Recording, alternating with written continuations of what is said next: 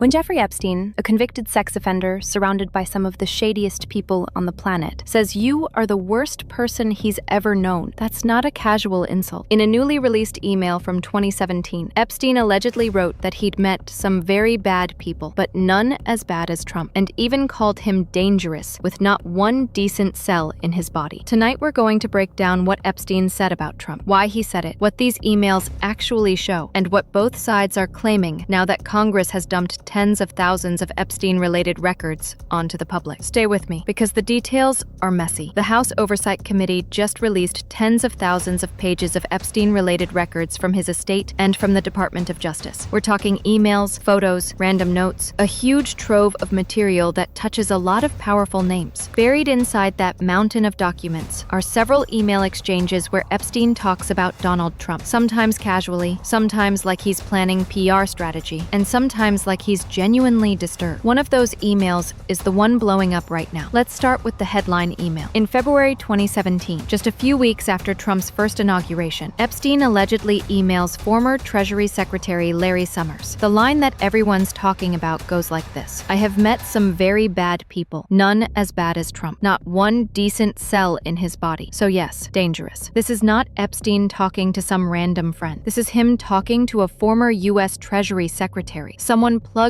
into elite politics and finance. And the timing matters. Trump had just taken office. Epstein was already a convicted sex offender, and he's sitting there telling Summers that Trump is the worst person he's ever met, and a dangerous one at that. Now, to be clear, this email is Epstein's opinion, not a criminal charge, but it tells us how he viewed Trump behind the scenes, and it's not flattering. The 2017 email isn't the only time Epstein talks about Trump in these documents. Back in 2011, there's another email, this time between Epstein and Ghislaine Maxwell, his longtime associate. Epstein writes, I want you to realize that that dog that hasn't barked is Trump, and says that an alleged victim spent hours at his house with Trump, and that Trump has never once been mentioned. Maxwell replies, I have been thinking about that. People are reading that as Epstein basically saying Trump has been in the picture, but nobody's talking about it. Again, this is Epstein's framing in his own email. It doesn't prove wrongdoing by Trump, but it shows Epstein thought Trump was a missing piece in the public conversation. Then we jump to 2015, when Trump is running for president. Journalist and Trump biographer Michael Wolff allegedly emails Epstein about an upcoming CNN presidential debate, warning that Trump might be asked about their relationship. Epstein basically says, if we were able to craft an answer for him, what do you think it should be? And Wolff's response? Paraphrasing here, but it's savage. Let him hang himself. If Trump lies, saying he was never on your plane or at your house, that gives you PR and political currency. You can expose him later, or even save him if it looks like he might win, which would leave him in your debt. That is not how you talk about some random acquaintance. That's the language of leverage, of someone seeing Trump as a political asset or a weapon, depending on the moment. Fast forward to January 2019. Epstein allegedly emails Michael Wolff again and writes, Trump said he asked me to resign. Never a member ever. Of course he knew about the girls, as he asked Ghislaine to stop. Couple of key points here. Epstein claims Trump lied when he said he asked Epstein to resign from Mar-a-Lago. Epstein says he was never even a member. And then that line, of course he knew about the girls, with Epstein claiming Trump told Ghislaine to stop. That's a huge allegation. Now, important, this is Epstein's claim, written in an email. Trump has denied wrongdoing, and the woman widely understood to be the redacted victim,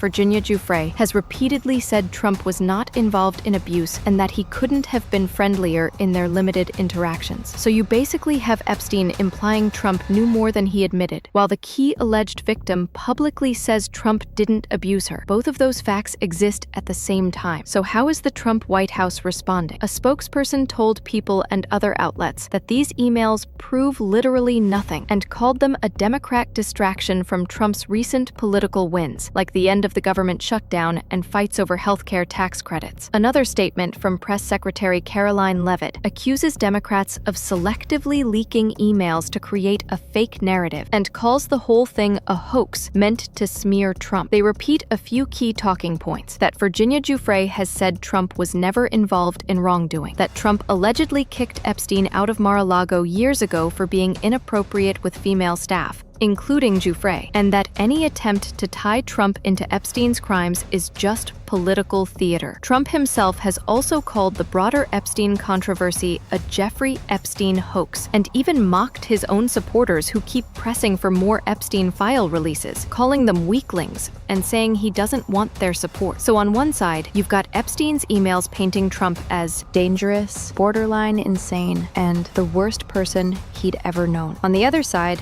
you've got Trump and his team calling the whole thing a hit job. Let's be super clear here, because this is where people get reckless online. These emails do not convict Donald Trump of any crime related to Epstein, prove that Trump participated in sex trafficking or abuse, replace actual investigations, court records, or sworn testimony. What they do show is Epstein talking about Trump in private as someone he considered dangerous, borderline insane, and dirty. Epstein and his circle, Ghislaine, Maxwell, Michael Wolff, others, discussing Trump like someone whose name, lies, or silence could be used for leverage. A long-running relationship between Trump and Epstein that Trump has, over the years, tried to minimize, even as photos, flight logs, and interviews show they moved in the same circles for a long time. Here's another window into how two powerful men talked about each other off camera. You might be thinking, okay, Epstein thought Trump was a horrible person. Why should I care what a predator thought about a president? Here's why it matters. Epstein's network is a map of how power really works behind the scenes. Who feels comfortable emailing who? Who thinks they can control whom? And who believes they have dirt on the most powerful people in the world? When emails like this come out, they raise uncomfortable questions. What did Trump actually know about Epstein, and when? Why was Epstein so confident he could use Trump's lies as leverage? How many other names in these records are being protected, redacted, or quietly defended because full transparency would be too embarrassing or too dangerous for the people in charge? For years, we've been told there's no client list, that the case is closed, that there's nothing left to see. And yet, every new batch of documents seems to tell us there's always more to see. At the end of the day, this isn't just about whether you like or hate Donald Trump. It's about whether the public will ever get the full truth about Jeffrey Epstein's network and who exactly benefited from his silence. So now that you've seen the details, I want to know what you think. Do these emails change your view of Trump's relationship with Epstein? Do they feel like Epstein bragging, exaggerating, or do you think he was telling the truth about how dangerous Trump is? Drop your thoughts in the comments. I'm going to be reading through them.